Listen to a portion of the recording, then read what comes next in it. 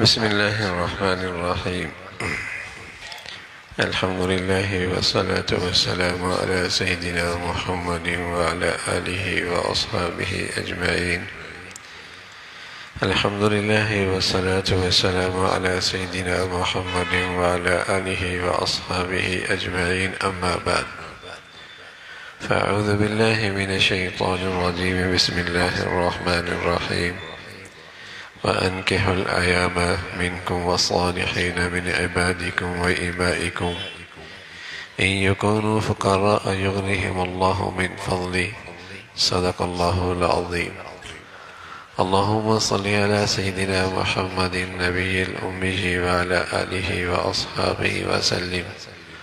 اللهم صل على سيدنا محمد النبي الأمي وعلى آله وأصحابه وسلم. میرے معزز مسلمان بزرگوں، عزیز بھائیوں اور امت مسلمہ کی مقدس ماں اور بہنوں، اللہ نے مرد عورت کی فطرت رکھی ہے کہ مرد کے لیے عورت ضرورت ہے، عورت کی ضرورت ایک مرد ہے۔ شریعت نے اس کے لیے حلال راستہ تجویز فرمایا، نکاح کا، شادی کا۔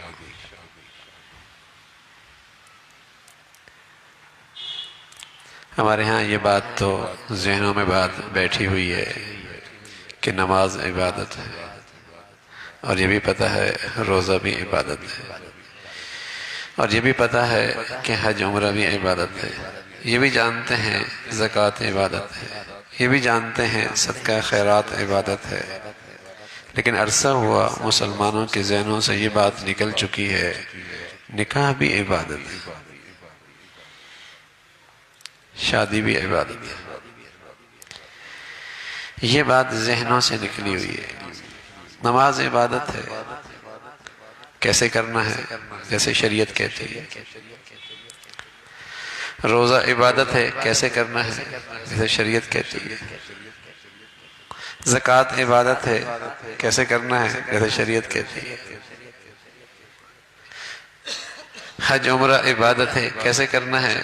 جیسے شریعت کہتی ہے۔ نکاح کیسے کرنا ہے؟ جیسے برادری کہے گی،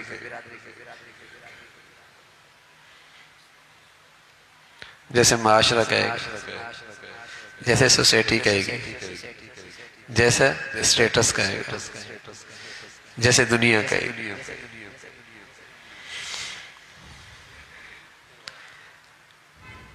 ہم نے اس کو عبادت کے فہرست سے نکال رکھا ہے۔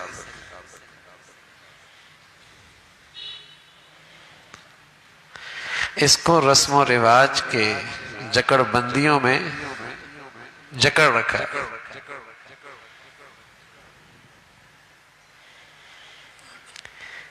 یہ تو ہم یوں کریں گے جیسے ہمارے برادری کا رواج ہے۔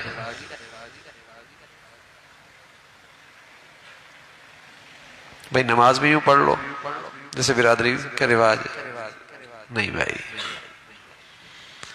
آج کوئی روشن خیال اولاد کہہ دے کہ ابا نماز عبادت ہی تو ہے، یہ عبادت ہندوؤں کے طریقے سے کر لیتے ہیں، کتنا برا لگے گا؟ برا لگے گا؟ ابا یہ عبادت ہندوؤں کے طریقے پہ کر لیتے ہیں، کتنا برا لگے گا؟ لیکن یہاں سب مل کر ہندوؤں کے طور طریقے شادیوں میں کرتے ہیں، کسی کو برا نہیں لگتا۔ ویسے پگڑی نہیں پہنے گا، شادی بھی پہنے گا، اور ہندوؤں کی طرز پہ پہنے گا، ہندوؤں کی طرز پہ پہنے گا۔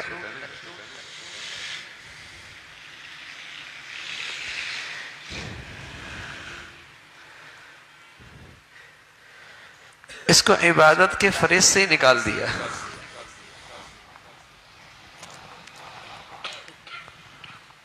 یہ تو خاندان کی چیز ہے، برادری کی چیز ہے، دنیا کی چیز ہے، اس لیے اس میں ہم وہ کریں گے جو برادری کرے گی۔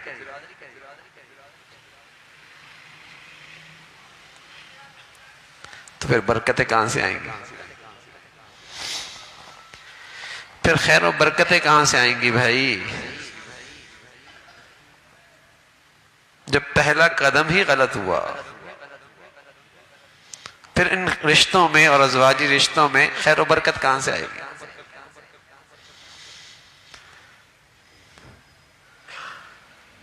عظیم الشان عبادت ہے. پیارے نبی فرمایا کرتے تھے النکاح من سنتی، اپنی طرف نسبت کی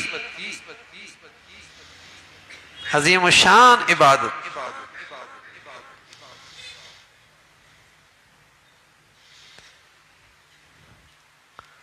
بتائیے دوران نماز کوئی رقص اور سرور کرے، گانا بجانا کرے، کیا کہیں گے؟ دماغ ٹھیک نہیں. روزے کے اندر رقص کی محفلیں گھر میں سجائے، کیسا لگے گا؟ روزے میں یہ حرکت. لیکن شادی کی عبادت میں سب کریں گے.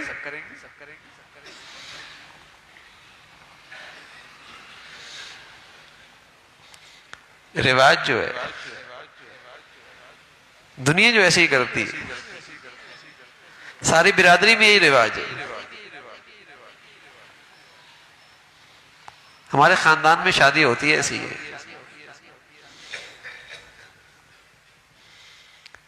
طلاق کے بارے میں پوچھیں گے، خلا کے بارے میں پوچھیں گے، ہمارا دین کیا کہتا ہے اس بارے میں. شادی کے بارے میں نہیں پوچھیں گے کہ ہمارا دین کیا کہتا ہے اس بارے میں.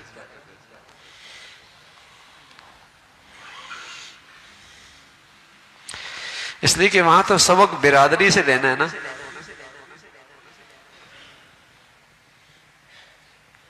وہاں نہیں پوچھیں گے.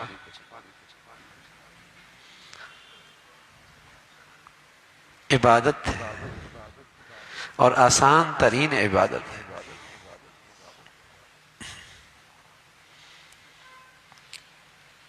لیکن میں نے رسموں میں جکڑی ہوئی ہے اس عبادت کو، رسموں میں جکڑ لیا.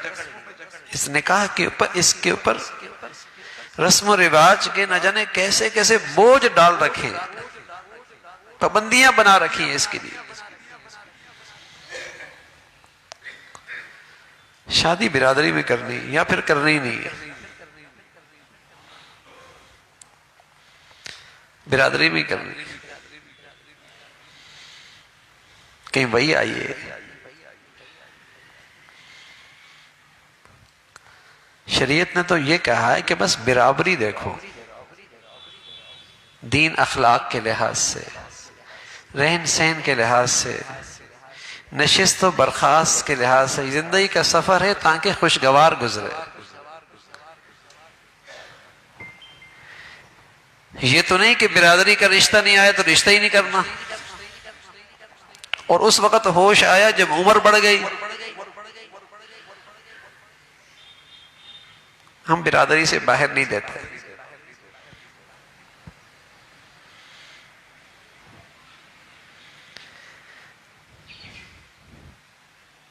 نیکی دیکھو، اخلاق دیکھو، کردار دیکھو.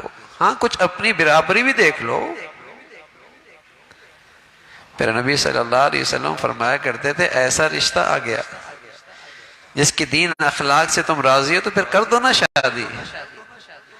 اگر بلا وجہ تاخیر کرو گے، ٹالتے رہو گے، دنیا میں فساد برپا ہو جائے گا، فتنے پڑیں گے.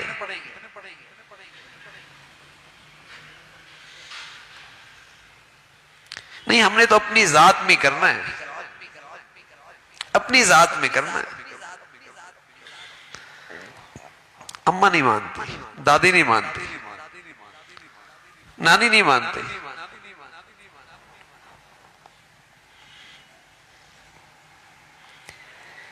تو دین سمجھائے نا انہیں کہ یہ مرد عورت کی فطرتی ضرورت ہے. شریعت نے اسے آسان رکھا ہے، اسے رسم و رواج کی زنجیروں میں جکڑو نہیں، مشکل نہ بناؤ.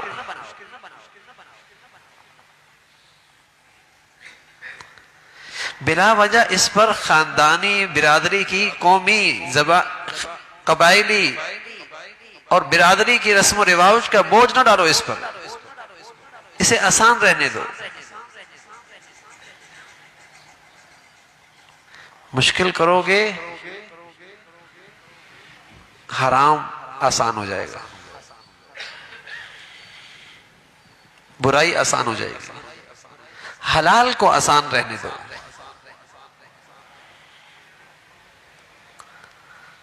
عبد الرحمن بن عوف رضی اللہ تعالیٰ عنہ تشریف لائے. ان کے کپڑوں پہ پیلے رنگ کا داغ تھا. آپ نے پوچھا عبد الرحمن یہ کیا؟ کہا یا رسول اللہ شادی کر لی، نکاح کر لیا، یہ اس کی خوشبو کا داغ ہے، خوشبو کا داغ ہے. آپ نے کچھ نہیں کہا، شکایت نہیں کی. کون ہے؟ ان 10 خوش نصیبوں میں سے ہیں جنہیں اللہ کے نبی نے اس دنیا میں جنت کی بشارت سنائی. اور اپنے وقت کے صاحب حیثیت، بڑے تاجر، مدینہ چھوٹا سا، وہاں اللہ کے نبی صلی اللہ علیہ وسلم بھی موجود ہیں. نکاح ہوا، آپ کو بھی خبر نہیں ہوئی.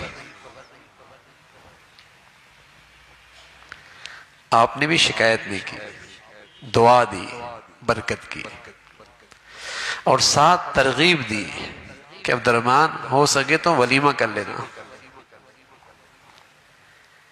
شکایت نہیں کی، شکوہ نہیں کیا، ہمیں نہیں بلایا تھا، دعا دی، برکت کی.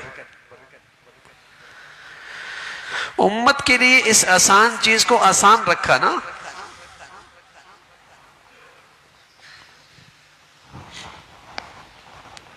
آپ کی امت میں تو ہر قسم کے لوگ ہیں اور سب کی یہ فطرتی ضرورت ہے. غریب بھی ہے، متوسط درجے کا بھی ہے، صاحب حیثیت کا بھی ہے، صاحب حیثیت بھی ہیں.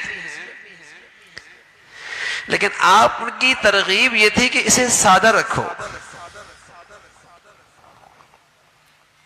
اب تو اس نکاح کے آنے سے پہلے ہی اتنا بوجھ بڑھ جاتا ہے. اتنی تقریبات ہوتی ہیں جو مستقل شادی کی تقریبات ہوتی ہیں.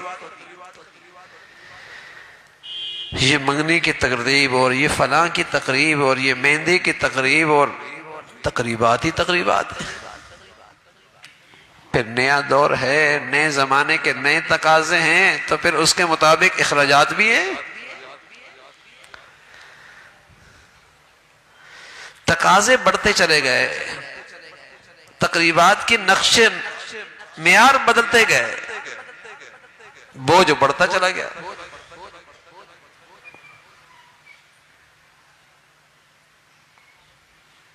خوشی تھی، دل کی راحت کی چیز تھی. اس خوشی کو رسم و رواج میں ایسا جکڑا کہ دل کی تکلیف کا باعث بن گئی، بوجھ بن گیا. اس خوشی کرنے جب نکلتا ہے تو اس بوجھ تلے دبا رہتا ہے، لیکن پھر بھی شکوے شکایت سننے کو ملتی ہے.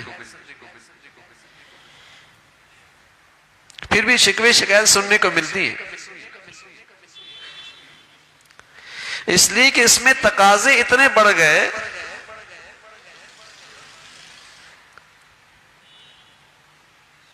کہ پھر بھی کسی کی طبیعت پر چیز ناگوار گزرتی ہے کہ یہ رواج کیوں نہیں پورا کیا، تم نے اس کا خیال کیوں نہیں رکھا، تمہیں تو یہ بھی کرنا چاہیے تھا.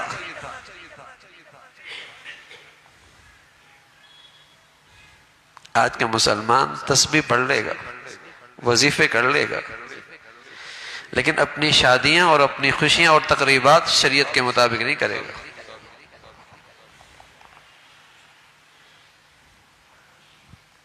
ناک کٹ جائے گی، ناک کٹ جائے گی.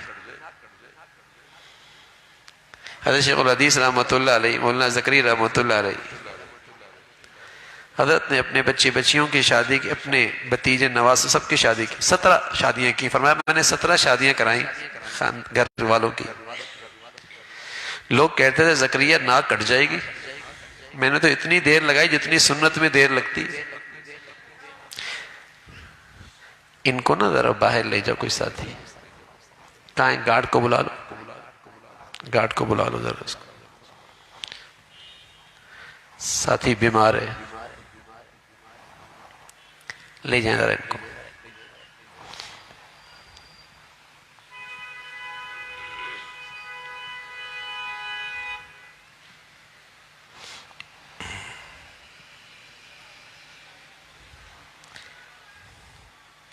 خادم کے حوالے کر دیں، گارڈ کے حوالے کر دیں۔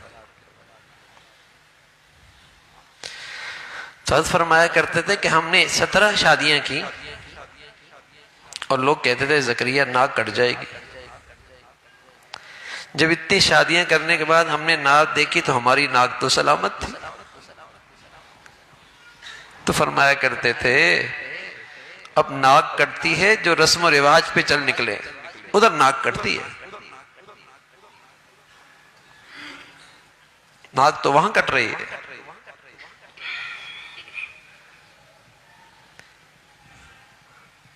آسان چیز تھی نا۔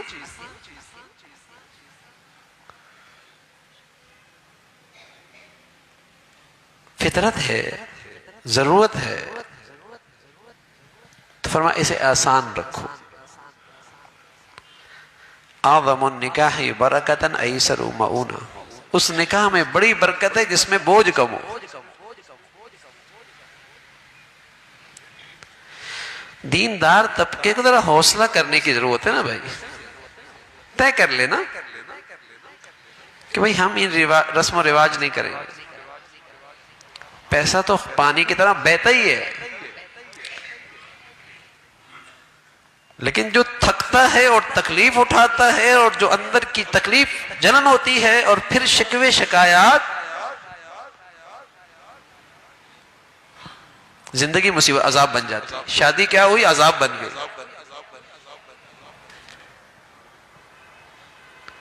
اور بس اوقات ابتدائی سے جب شکوے شکایت کا آغاز ہوتا ہے تو پھر ساری زندگی شکوے شکایت ہی چلتے رہتے ہیں۔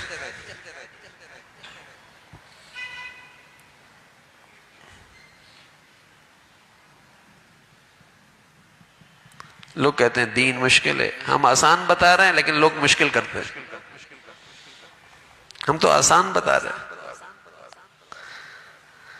لیکن آج چونکہ وہ آسان ہمارے معاشرے میں رواج نہیں نا اس آسان کا، اس لیے وہ مشکل لگتا ہے۔ اور جو آج مشکل ہے رسم و رواج، چونکہ معاشرے میں رواج ہے، وہ سب کر رہے ہیں۔ سب کہتے ہیں ان چیزوں کی اصلاح کی ضرورت ہے، زبان سے کہتے ہیں، لیکن جب موقع آتا ہے سب ہتھیار ڈال دیتے ہیں۔ کیا کریں، گھر والے مانتے نہیں، کیا کریں، گھر والے سنتے نہیں، پیسہ بھی ضائع، اللہ بھی ناراض، خوشیوں کی برکتوں سے بھی محروم۔ کیا حاصل ہوا؟ لاکھوں روپے لگاتے ہیں، اس میں نکاح کی حقیقی ضروریات پوری نہیں ہوتی، صرف رسم و رواج پر، صرف دکھلاوا، نام و نمود، نمائش، بس لاکھوں روپے۔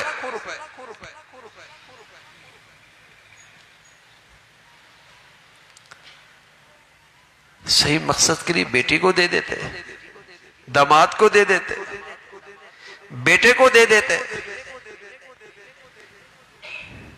کسی مفید کام میں اپنی ضروریات میں خرچ کر لیتے۔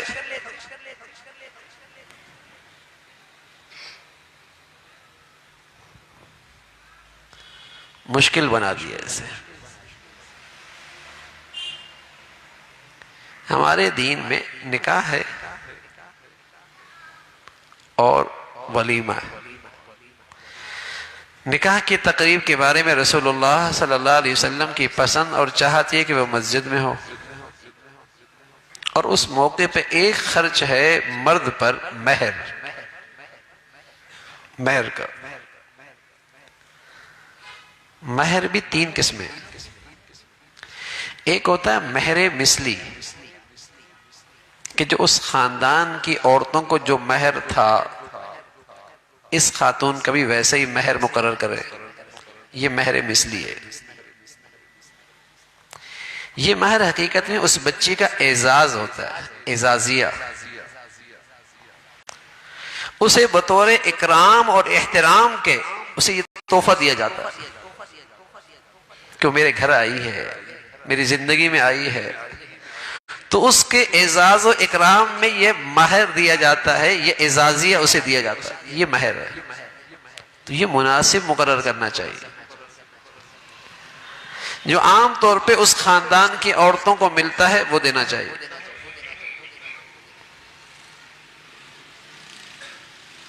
عام طور پہ کم از کم اتنا ہے، کم از کم 2 تولہ 7.5 ماشا چاندی۔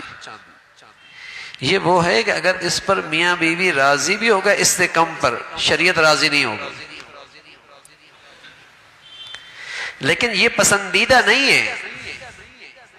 2 تولہ 7.5 ماشا چاندی، اس پہ شریعت کہ ہاں یہ پسندیدہ نہیں ہے۔ پسندیدہ کیا ہے؟ جو حضور علیہ السلام نے اپنی بیٹی کے لیے مقرر فرمایا، 131 تولہ 3 ماشا چاندی، اس کے برابر آپ نے اپنی بیٹی کے لیے مقرر فرمایا۔ خاندان کی عورتوں کو جو ملتا ہے وہ مقرر کیا جائے۔ شریعت نے اس کی آخری حد رکھی ہے، اس سے کم تو میاں بیوی راضی بھی ہو گئے تب بھی شریعت راضی نہیں ہے، لیکن وہ جو کم سے کم مقدار ہے وہ پسندیدہ نہیں ہے۔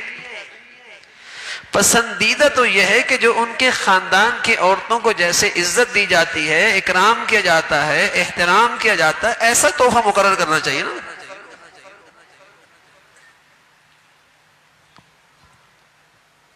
یا اس کی ایک بڑی مثال جو حضرت اللہ کے نبی صلی اللہ علیہ وسلم کی بیٹی کے لیے مقرر ہوئی، مہر فاطمی،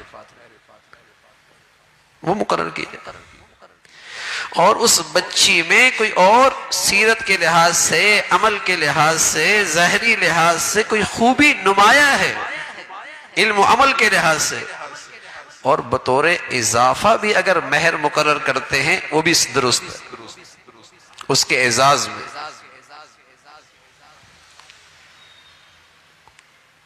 لیکن ظاہر ہے یہ مہر ایسا نہیں ہوتا کہ محض مقرر کیا جائے اور دیا نہ جائے، یا اتنا نمائشی ہو کہ دینے کی نیت ہی نہ ہو۔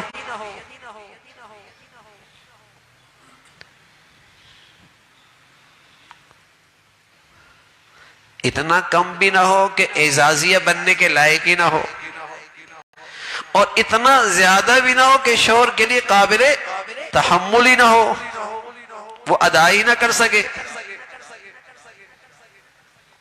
مہر مناسب ہونا چاہیے۔ ہمارے ہاں اس میں بھی کوتاہی ہوتی ہے، فضول خرچے ہو رہے ہوتے ہیں، مہر میں بخل کیا جا رہا ہوتا ہے۔ بہتر صورت تو یہ ہوتی ہے کہ جو بچی کو سونا دیا جا رہا اس موقع پہ اسی کو مہر کا حصہ بنا دیں۔ اس کو جب آپ مہر کا حصہ بنا دیں گے تو ملکیت بھی طے ہو جائے گی کہ یہ بچی کی ملکیت میں ہے، اب زکوٰۃ بھی اسی نے دینی ہے۔ بسا اوقات وہ پتہ ہی نہیں ہوتا وہ سونا ہے کس کا۔ اللہ معاف فرمائے، اس وقت پتہ لگتا ہے جب جدائی ہوتی ہے، لڑکا اسے واپس لے رہا ہوتا تب پتہ لگتا ہے کس کا ہے۔ اب سمجھ بھی نہیں آ رہا کہ زکوٰۃ مرد نے دینی ہے عورت نے دینی ہے، کس کی ملکیت ہے۔ عام طور پہ ہمارے ہاں جو رواج ہے ہمارے معاشرے میں وہ تو یہی ہے کہ جو اپنی ماں کی طرف سے لے کے آئی ہے یوں سمجھا جاتا ہے کہ وہ بچی کا اپنا ہے، اور جو باپ کی ادھر سے شوہر کی طرف سے ملا سمجھا جاتا ہے کہ وہ صرف اس نے پہننے کے لیے دیا ہے تو انہی کا ہی۔ تو اگر ایسا ہے تو پھر زکوٰۃ بھی مرد کو دینی ہوگی، پھر زکوٰۃ بھی مرد کو دینی ہوگی، اگر نہ دی تو گناہگار ہوگا۔ تو اس کی ملکیت طے ہونا کہ اس کی ملکیت کس کی ہے، کون اس کا مالک ہے۔ اور میں نے عرض کیا کہ سب سے اچھی صورت یہ ہوتی ہے کہ جب ایک اعزازیہ دینا ہی ہے، ایک مہر دینا ہی ہے، ایک عورت کا اکرام کرنا ہی ہے، تو جو زیورات دیے جا رہے ہیں اس کو مہر کا حصہ بنا دیا جائے، مہر بھی ادا ہو جائے گا، ملکیت بھی متعین ہو جائے گی کہ اس کا مالک کون ہے۔ یہ طے کرنا بھی ضروری ہے۔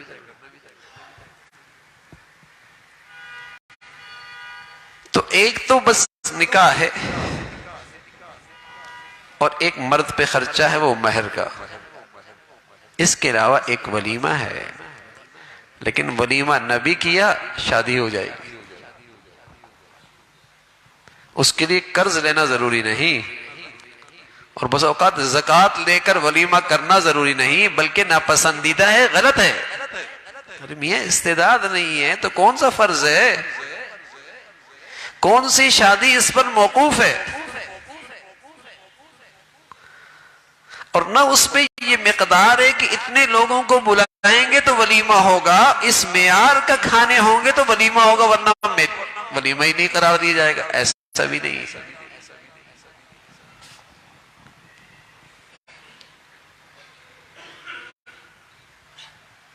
قرض لے رہے ہوتے ہیں، اور بس اوقات غریب آدمی کے لیے، بلکہ اب تو متوسط آدمی کے لیے بھی، جو موجودہ زندگی کا رواج ہیں شادیوں کے، وہ تقریبات کرنا آسان نہیں، حلال طریقے سے کمانا مشکل ہے، بدعنوانی کرنی پڑتی ہے، غلط طریقے اختیار کی جاتے ہیں، بس اوقات قرضوں کے بوجھ میں آ جاتا ہے، اور جس کے چند بچیاں بچے ہوں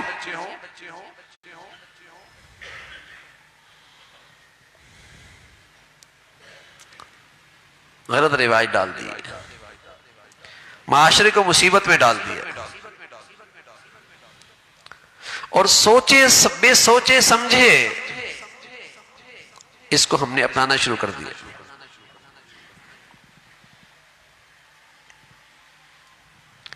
نکاح آسان، مہر مناسب، ولیمہ حسب استعداد،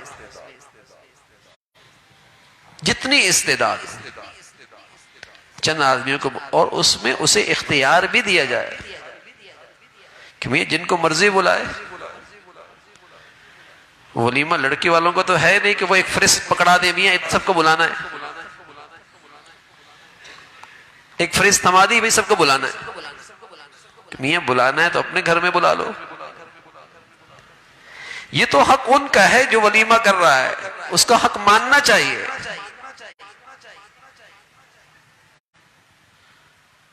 اس کا حق ماننا چاہیے، جن کو بلانا چاہے اپنی استعداد کے مطابق بلانا چاہے، جن کو بلانا چاہے۔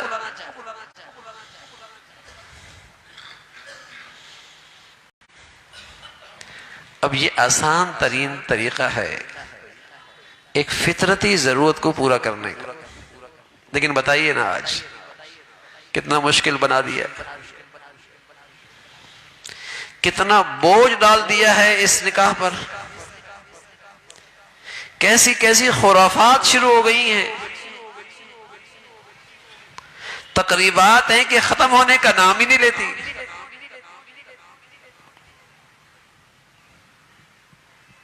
پیارے نبی صلی اللہ علیہ وسلم نے اپنی امت کو ہدایت فرمائی، اس نکاح کے عمل کو سادہ رکھو، اور پھر دعا دی کہ جس کے ہاں اس میں بوجھ کم ہوتا ہے لڑکی اور لڑکے والوں پر، اس میں برکت بہت ہوتی ہے، اس نکاح میں برکت بہت ہوتی ہے، وہ مبارک شادی ہوتی، کم خرچ والا۔ میرے عزیزو، بس اوقات یہ سب کچھ اس لیے کیے جا رہا ہوتا ہے کہ لوگ کیا کہیں گے، اور بھائی سب کچھ کرنے کے باوجود بھی تو لوگ کہتے ہیں۔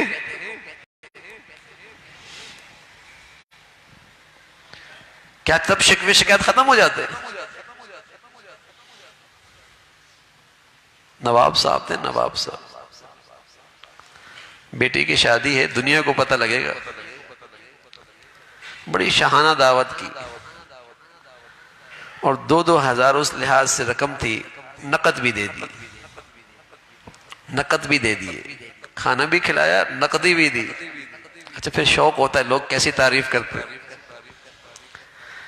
راستے میں بیٹھ گیا کہ لوگ کیا باتیں ہوئی کرتے ہوئے نکلتے ہیں، تو گزرنے والوں نے کہا اتنا بڑا نواب ہے، 2 دیے 4 دے دیتا۔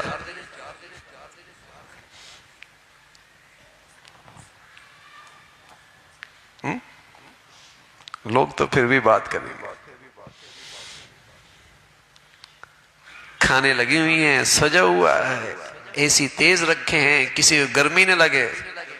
جاتی کہنے لگے ہاں کھانا بہت اچھا تھا لیکن ٹھنڈا ہو گیا تھا.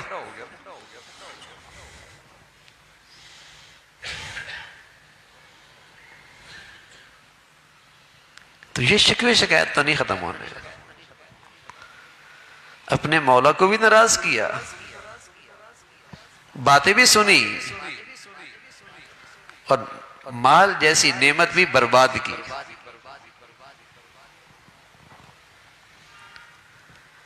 اللہ کو راضی کرتا،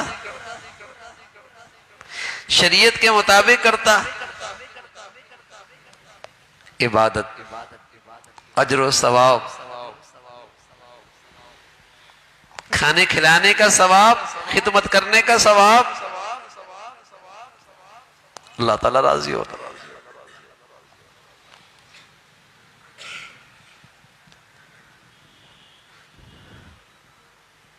تو آج رسم و رواج نے یہ شادی، یہ نکاح مشکل بنا دیا، مہنگا بنا دیا.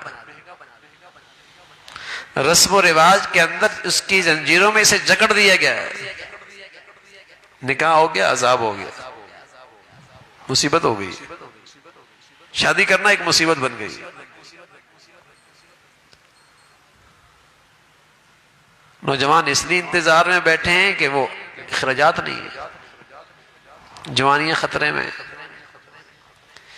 بچیاں گھروں میں اس لیے بیٹھی رہ گئیں کہ معاشرے اور اسٹیٹ کا اسٹیٹس پورا نہیں ہو پا رہا. عمریں گزر رہی ہیں، لوگوں کے مطالبات ایسے ہیں. بہت بری بات ہے جہیز کا مطالبہ کرنا، یا جہیز کی ہرس رکھنا، یا جہیز کی طلب رکھنا. ہاں باپ اپنی بیٹی کو تحفہ دے، اس وقت دے یا زندگی بھر دے، خوشی سے دے، لیکن انداز ایسا اختیار کرنا شکوے شکایت کا اور اس کی عزت نفس کا مجروح کرنا کہ لے کے نہیں آئی، یا جو ہمارے گمان تھا اس معیار کا نہیں آیا. اب تو ایک معیار بنتا ہے، اس معیار کا کمرہ تیار ہوگا اور اس معیار کا فرنیچر آئے گا. اور خالی اس معیار کا فرنیچر نہیں، فلاں فرنیچر والے سے بھی آئے گا، جوڑا بھی اس سے بنوایا جائے گا، ہلکا پھلکا نہیں.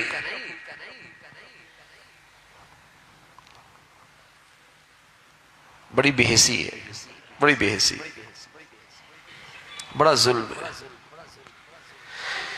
میرے عزیزو، ظالم یوں ہی مسلط نہیں ہوتے. جو آج ہمارے شامت اعمال کی وجہ سے ہم پہ مسلط ہے نا، یوں ہی مسلط نہیں ہوتے. وَكَذَلِكَ نُوَلِّي بَعْضَ الظَّالِمِينَ بَعْضًا بِمَا كَانُوا يَكْسِبُونَ. جب ہر گھر میں ظلم ہوتا ہے، معاشرہ خود ظلم کا ارتکاب کرتا ہے اپنے دائرہ زندگی میں، اللہ پھر ان پر اس سے بڑا ظالم مسلط کر دیتا ہے.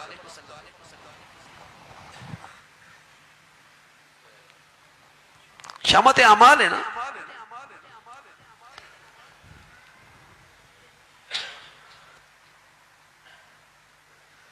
لیکن ہم خود کیا کر رہے ہیں؟ اپنے دائرہ میں ناانصافی نہیں کر رہے، ظلم نہیں کر رہے. ان رسم و رواج کا سہارا لے کر دوسروں کے ساتھ ظلم نہیں ہو رہا.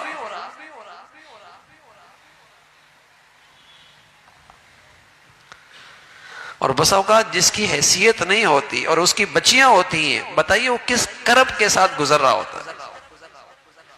اس کی زندگی کتنی کرب کی اور کتنی تکلیف کی ہو جاتی ہے. ایک طرف اپنی بیٹی کو دیکھتا ہے، ایک طرف سامنوں کے رسم و رواج دیکھتا ہے، اور ایک طرف وہ اپنی حیثیت دیکھتا ہے. کتنا کرب کے ساتھ اس کی زندگی گزرتی ہے.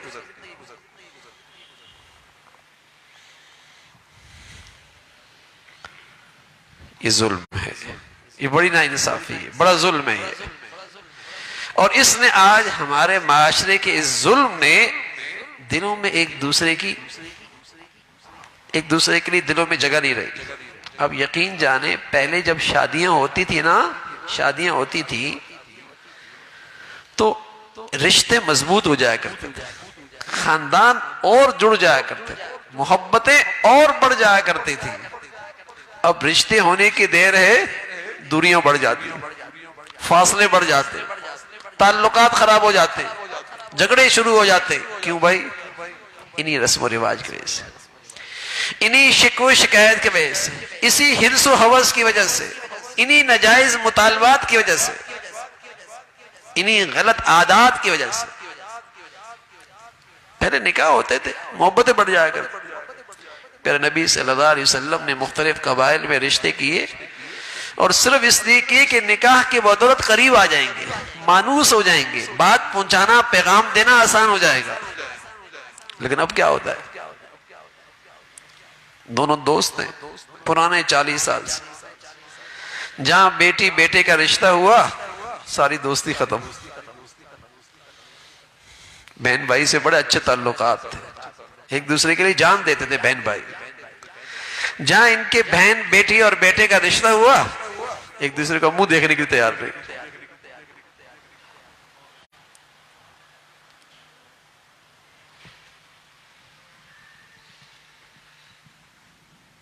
یہ حرص و ہوس، یہ رسم و رواج کا نتیجہ ہے. نظر ہے ایک دوسرے کے پر، یہ کتنا لے کے آئے گی، یہ کتنا دے گا، اسی پہ نظر ہے. میرے عزیزو، عبادات تو دین کا چوتھائی حصہ ہے. 3 حصوں کا تعلق تو معاشرت اور معاملات سے ہے، جس سے ہم بہت دور جا چکے ہیں. نماز، روزہ، زکوٰۃ، حج، یہ دین کا چوتھائی ہے. 3 حصے دین کے، اس کا تعلق ان معاملات اور معاشرت سے.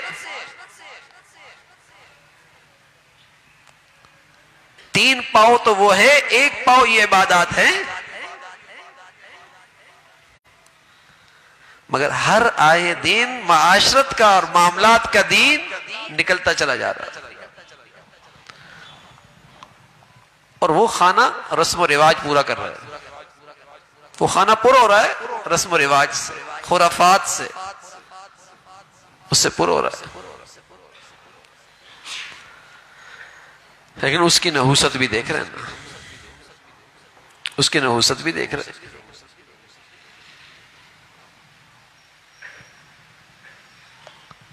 تو ہمت کرنی چاہیے. اور سب سے پہلے جنہیں اللہ نے صاحب حیثیت بنایا نا، انہیں ہمت کرنی چاہیے. سب سے پہلے انہیں، کہ وہ یہ شادیاں، یہ خوشیاں سادگی کے ساتھ، شریعت کے مطابق، سنت کے مطابق کریں. دوسروں کو پھر حوصلہ ملتا ہے. اور اگر وہ نہیں کر رہا ہے تو متوسط طبقہ وہ ہمت کرے اور حوصلہ کرے، حوصلہ سے کام لے، اور اس کی پرواہ نہ کرے کہ لوگ کیا کہیں. ہاں، اس میں یہ ضروری ہے کہ میاں بیوی دونوں ایک بات پر آ جائیں، اللہ کرے، ورنہ بڑی مشکل ہو جاتی ہے. یہ بیچارہ خون پسینے سے کماتا ہے، اور وہ بیچاری عورتوں میں بیٹھ بیٹھ کے رسم و رواج کے اندر پھنسی ہوتی ہے. اب ان دونوں کے فیصلوں پہ، ایک فیصلے پہ آنا بڑا مشکل ہو جاتا ہے. ایک فیصلے پہ آنا بڑا مشکل ہو جاتا ہے.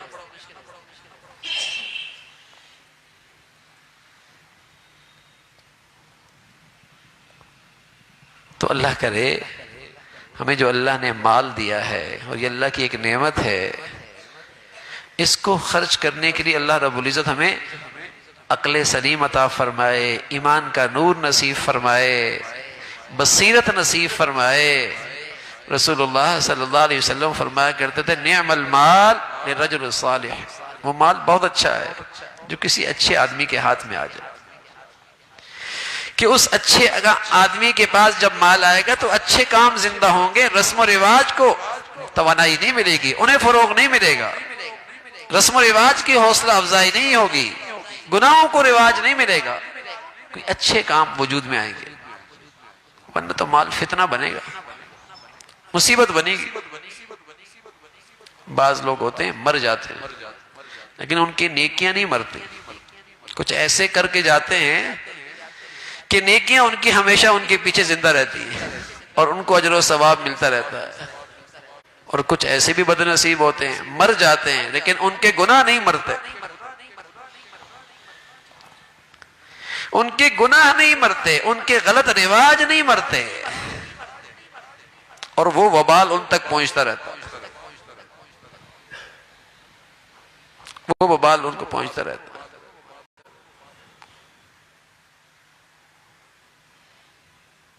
تو ہمت کرنی چاہیے۔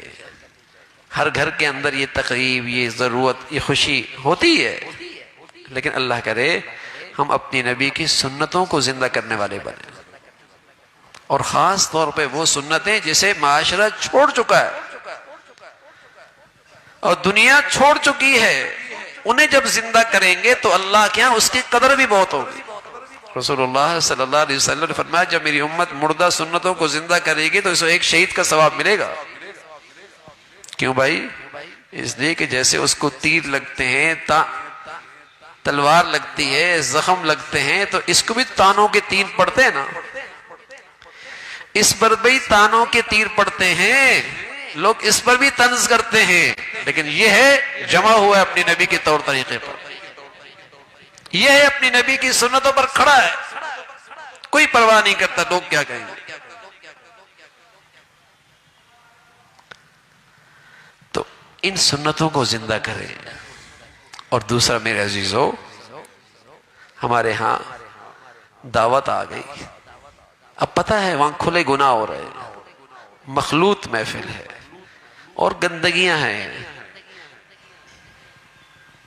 اس خیال سے کہ خاندان ناراض ہوگا آپ ہتھیار ڈال دیتے اور آپ شریک ہو جاتے، تو آپ نے اس کے گناہ میں اس کی حوصلہ افزائی کی، آپ نے اس کی ہمت بڑھائی، اس جرم میں آپ بھی شریک ہو گئے، اور آپ نے صاف کہہ دیا بھائی آپ کو ہمارا خیال نہیں آیا، اگر آپ نے ہمیں دعوت دینی تھی تو کیا آپ گناہوں کے بغیر محفل نہیں سجا سکتے تھے؟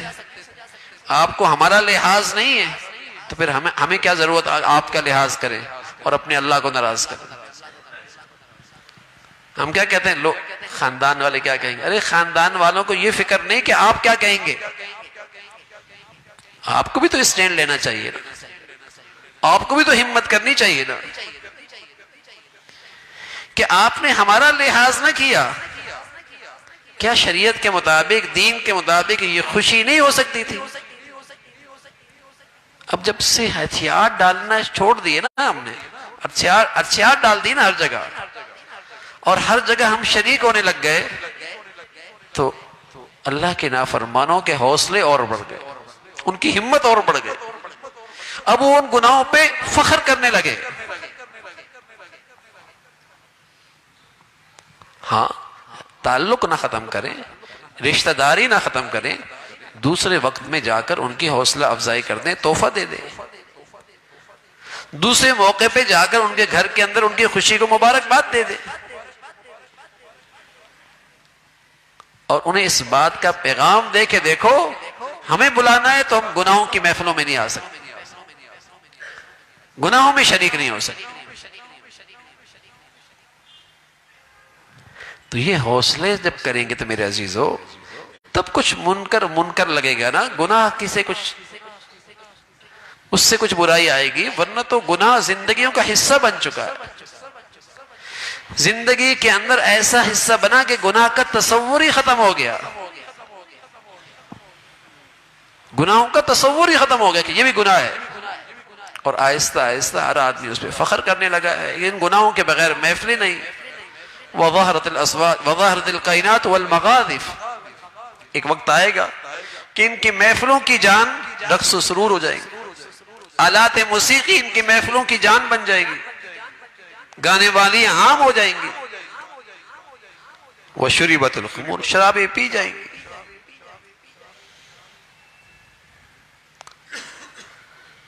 تو خوشی یہ عبادت ہے، اور ظاہر ہے جب عبادت میں اللہ کی نافرمانی ہوتی تو عبادت نہیں رہتی، وبال بن جاتی ہے۔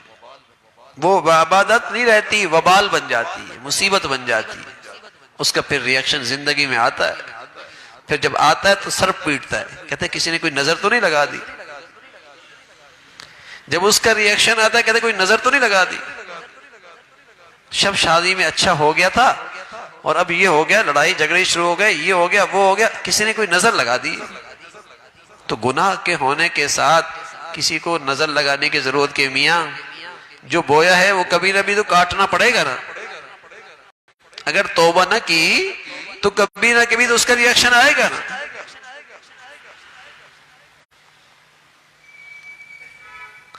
تو اللہ رب العزت ہمیں بھائی اپنی خوشیوں کے اندر بھی اور اپنی شادیوں کے اندر بھی اپنی نبی کے طور طریقے زندہ کرنے کی اللہ تعالیٰ توفیق عطا فرمائے، اللہ تعالیٰ عمل کی توفیق عطا فرمائے۔ وآخر دعوانا الحمدللہ رب العالمین۔ اللہم لک الحمد کلو ولک الشکر کلو، اللہم لک الحمد کلو ولک الشکر کلو، اللہم اعنا علی ذکرک و شکرک و حسن عبادتک، اللہم اعنا علی ذکرک و شکرک و حسن عبادتک۔ یا ارحم الراحمین، جو کچھ کہا سنا عمل کی توفیق عطا فرما، ایمان والی، عافیت والی، صحت والی زندگی عطا فرما۔ یا ارحم الراحمین، ہمیں اپنی خوشی غمیوں میں اپنے پیارے نبی کے طور طریقے زندہ کرنے کی توفیق عطا فرما، گناہوں کی گندگیوں سے، رسم و رواج کے خرافات سے، بے حیائی کی فتنوں سے محفوظ فرما۔ یا ارحم الراحمین، اپنے فضل سے اپنی عطا کردہ نعمتوں کی صحیح شکر گزاری عطا فرما، اپنی نعمتوں میں اپنی فرما برداری عطا فرما، احسان فراموشی سے محفوظ فرما، ناشکری سے محفوظ فرما۔ اے مولا اپنے فضل سے ہر قسم کے گناہوں کے گندگیوں سے ہمیں ہمارے بچے بچیوں کی حفاظت فرما۔ یا ارحم الراحمین، تمام حاضرین حاضرات، سامعین سامعات سبھی کی جائز حاجات کو پورا فرما، مشکلات کو آسان فرما، پریشانیوں کو ختم فرما۔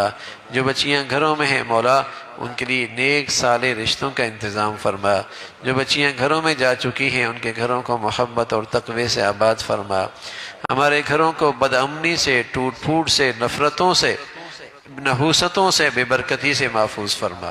یا ارحم الراحمین، محبتوں والی، عافیت والی، صحت والی، ایمان والی زندگی عطا فرما۔ اپنے فضل سے مولا کریم ساری امت مسلمہ کے حال پہ رحم فرما، مسلمانوں میں ہمیشہ ایمان اسلام پر باہمی اتفاق نصیب فرما۔ جو مسلمانوں میں نفرتوں کا بیج بو رہے اہل اسلام کو ان کے فتنوں سے محفوظ فرما۔ یا ارحم الراحمین، اپنے فضل سے مسلمانوں میں رنگ، نسل، وطن، علاقے، فرقوں کی بنیاد پر نفرتوں کی جتنی شکلیں ہیں محفوظ فرما، باہمی اسلامی اخوت کو زندہ فرما، اسلامی بھائی چارہ عام فرما، اہل اسلام میں باہمی اتفاق نصیب فرما۔ جو اسلامی دنیا میں اہل اسلام میں بے دینی کو فروغ دے رہے اور مسلمانوں کے درمیان نفرتوں کو فروغ دے رہے مولا کریم مسلمانوں کو ان کے شر سے محفوظ فرما۔ دین کی خدمت کی جتنی شکلیں ہیں تیرے ہاں اے مولا سبھی کی حفاظت فرما، کام کرنے والوں کی مدد اور نصرت فرما، وطن عزیز کو امن اور سلامتی کا گہوارہ بنا۔ یا نیکی کی اور خیر کی اور تعمیر کی جتنی قوتیں ہیں انہیں غلبہ نصیب فرما، شر کی اور برائی کی اور تخریب کی جتنی طاقتیں ہیں انہیں نیست و نابود فرما۔ یا ارحم الراحمین، ہمارے ملک کو سلامتی عطا فرما، استحکام عطا فرما، ہر قسم کے خطرات سے محفوظ فرما۔ اے مولا کریم وطن عزیز کو ہر فتنے سے، ہر بدامنی سے ہمیشہ محفوظ فرما۔ یا ایمان ہدایت کا بول بالا فرما، اہل اسلام اہل پاکستان کو باہمی اتفاق نصیب فرما۔ یا ارحم الراحمین، ہمارے ملک پہ رحم فرما، ہمارے شہر پہ رحم فرما، ہم سب کے حال پہ رحم فرما، ساری امت کے حال پہ رحم فرما۔ ربنا تقبل منا انك انت السميع العليم وتب علينا انك انت التواب الرحيم، وصلى الله على سيدنا محمد وعلى آله واصحابه اجمعين برحمتك يا